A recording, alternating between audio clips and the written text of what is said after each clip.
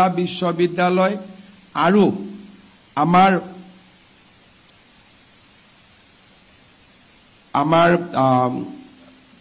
সাবুৱাৰ sports university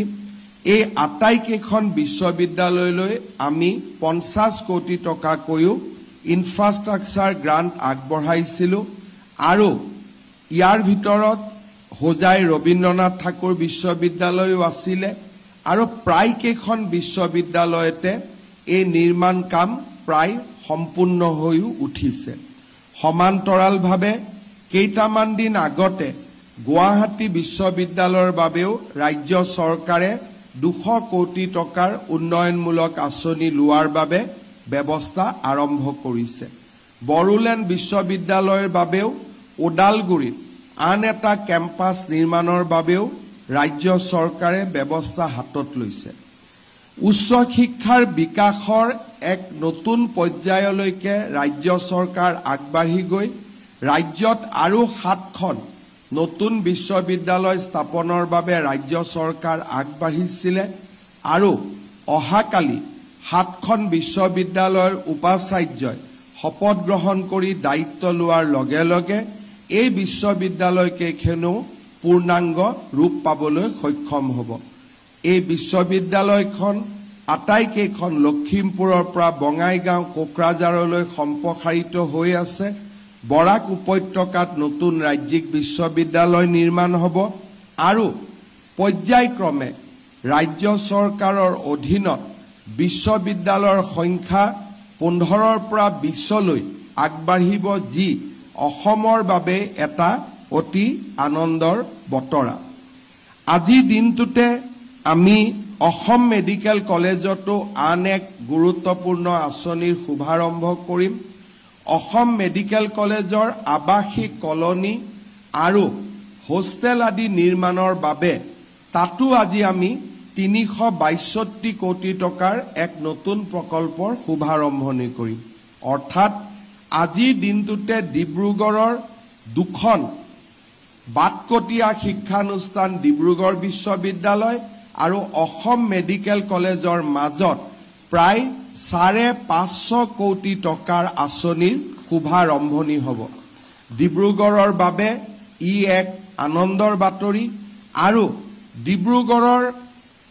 অসমৰ শিক্ষা জগতখনলৈ ডিব্ৰুগড়ৰ যি বৰঙণি, সেই বৰঙণিক ৰাজ্য চৰকাৰৰ স্বীকৃতি, অসমবাসী ৰাইজৰ মৰম আৰু শুভেচ্ছাৰ এক প্ৰতীক ৰূপে এই অনুষ্ঠানসমূহ আজি নিৰ্মাণৰ পথত আগবাঢ়িছে।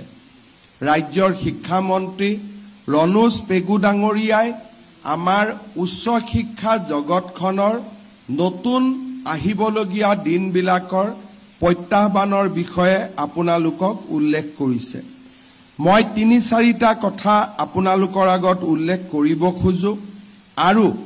মই ভাবো যে আমাৰ সন্মুখত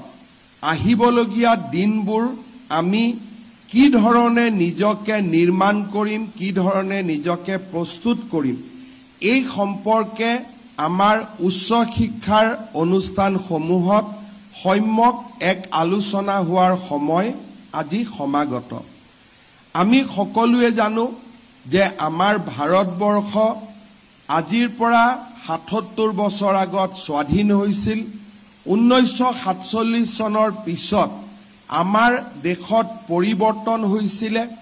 আৰু এই পৰিৱৰ্তনে লাহে লাহে সমগ্ৰ বিশ্বৰ ভিতৰতে ভাৰতক এখন বিকাশশীল ৰাজ্যৰ মৰ্যাদা দিবলৈ সক্ষম হৈছে। আমি যদি দেখা পাওঁ যে এই সময়ছোৱাৰ ভিতৰতে ভাৰত সমগ্ৰ বিশ্বৰ ভিতৰতে 4ৰ্থ অৰ্থনীতিত পৰিণত হৈছে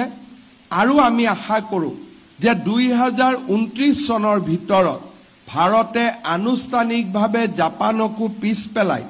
বিশ্বৰ 3য় অৰ্থনীতিত পৰিণত হ'ব। ভাৰতবৰ্ষৰ এই বিকাশৰ লগত সমান্তৰালভাৱে প্ৰধানমন্ত্ৰী নৰেন্দ্ৰ মোদী ডাঙৰীয়াই সপোন দেখিছে যে আমাৰ যি অৰ্থনৈতিক বিকাশ বা আমাৰ যি অৰ্থনৈতিক গতি, তাক যদি আমি মোমেন্টাম বা তাৰ যদি আমি গতি ধৰি ৰাখিব পাৰো 2047 চনত ভাৰত এখন বিকশিত ৰাষ্ট্ৰলৈ ৰূপান্তৰ হ'ব আৰু তাৰ কাৰণে প্ৰধানমন্ত্ৰী মোদী ডাঙৰীয়াই কৈছে যে 2047 চনলৈ আমাৰ যি যাত্ৰা সেয়া অমৃত কালৰ যাত্ৰা আৰু আমি নিজকে অমৃত কালৰ বাবে প্ৰস্তুত কৰিব লাগিব যেতিয়া আমি এই কথাষাৰ লিটাৰেৰী সেন্সত লম যে প্ৰধানমন্ত্ৰী ডাঙৰীয়াই কৈছে 2047 চনত ভাৰত বিকশিত ৰাজ্য হ'ব ই অমৃত কালৰ যাত্ৰা ইয়াক আমি লিটাৰেৰী এটা ইনফৰমেশন হিচাপে লোৱা এটা কথা আৰু আনটো কথা যে যদি 2047 চনলৈ ভাৰত অমৃত কালত প্ৰৱেশ কৰে এই সময়ছোৱাত আমাৰ দায়িত্ব কি হ'ব আমাৰ অপৰচুনিটি কি হ'ব তাক চিন্তা কৰা আন এক কথা যদি ভাৰতবৰ্ষ 2047 চনত বিকশিত ৰাজ্য হ'ব লাগে ৰাষ্ট্ৰ হ'ব লাগে তাৰ মানে আমি নিশ্চিতভাৱে চিন্তা কৰিব পাৰো যে অহা 20টা বছৰত যদি আজি